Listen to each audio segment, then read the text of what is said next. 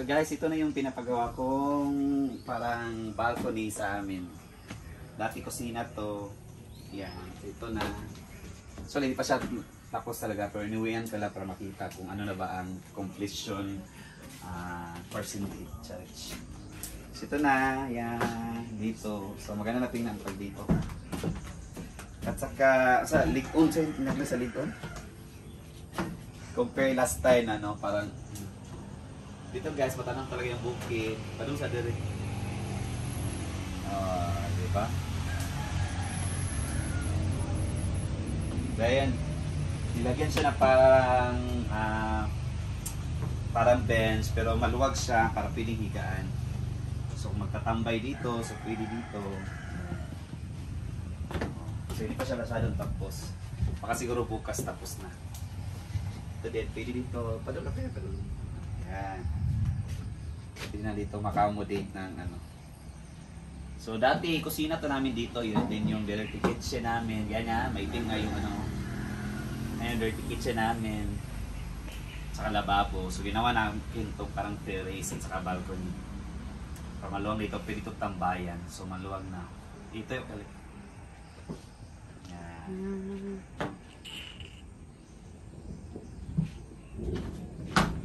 So hindi pa siya totally tapos talaga. Pero at least, ligo na siya ba? Pero last time po na naransangan ng uban. Tibay na. Oh, matibay din. Ay, matibay din Tagalog ito rin. Matibay na. Matibay na compare last time. Yan, malawak na. Oh, actually guys, malawak talaga ito. Pwede na mag-tumbling dito. Yan, oh. Saka ang ganda dito. Open to guys, yan. So makita talaga ang bukid.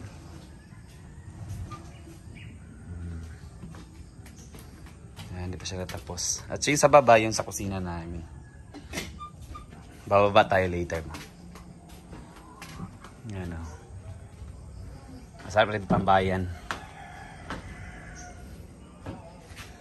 At ang kahoy na ginamit dito guys, amin tong kahoy to guys. So nakatipid lang to dahil sa amin yung kahoy, yung ano na lang, labor na lang sa papa-chainsaw ng kahoy. Saka yung labor sa pagpanda dito, kapatid ko lang. Ito talaga yung view dito sa bukid. Yung sa Hinaguan yun, sa kabilang bukid yun, ano pa. From Hinaguan to dito, mga ano lang guys, mga 10 minutes siguro na biyahe sakay ng motor. Yan. So bababa tayo guys ha. So tinransfer namin yung kusina namin dito. Pasensya na sa mga damit-damit, hindi pa siya masyadong na-arrange. Ito na yung kusina namin guys.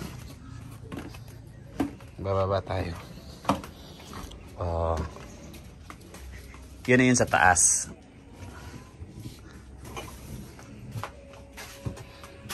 Dito, kusina namin. Si Mother. Hi Mother Pakay. Hi. Ito yung bukid. Hindi ba?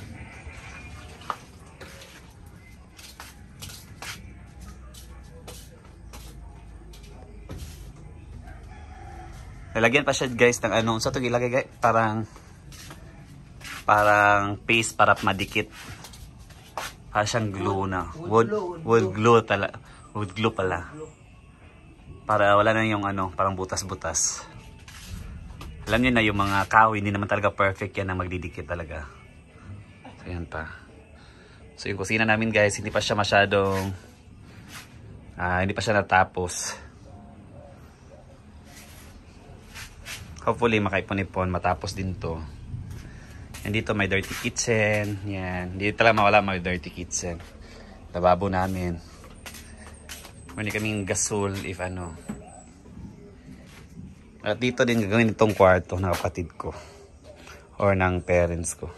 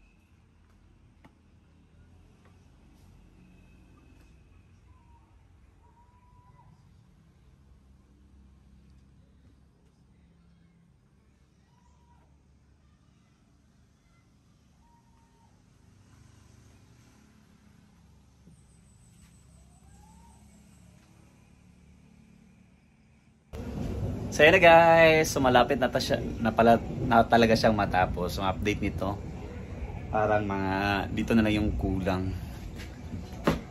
Lagyan ng ano, pang block. And then baka bukas siguro matatapos na to. Yan. So konti na lang, lagyan naman daw ng ano, parang glue, something ano, floor glue. So ito ganito, basta para makaboy yung mga butas-butas guys. So yan, pwede na itong tambayan. Maybe after a few days, pwede tayong tumambay dito at magpahangin at magmuni-muni sa nature. Yan. Yan guys. So, keep watching my videos guys. Para supportahan niyo ako guys.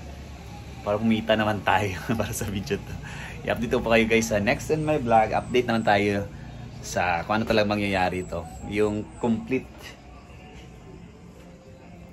completion talaga ng project na to guys. Yeah, that's it for today's video. Bye bye and God bless.